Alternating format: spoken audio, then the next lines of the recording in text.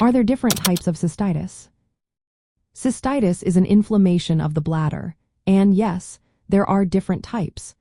Understanding these types is crucial for maintaining bladder health and managing potential risks, including bladder cancer. Let's explore the various forms of cystitis. First, we have acute bacterial cystitis, which is the most common type.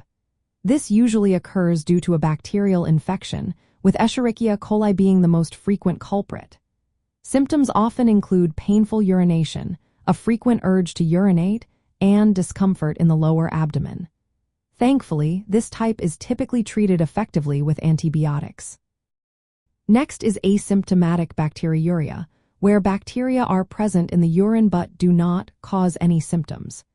This condition is often discovered during routine urine tests.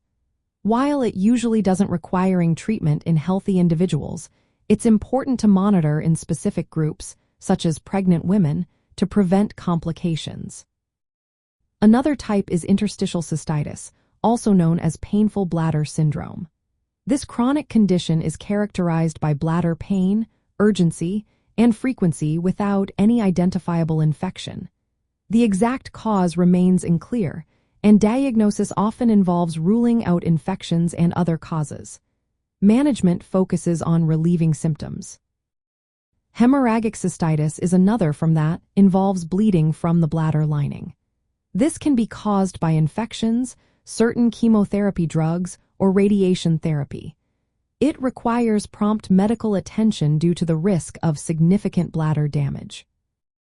Chemical or drug-induced cystitis occurs when certain medications or chemicals irritate the bladder lining.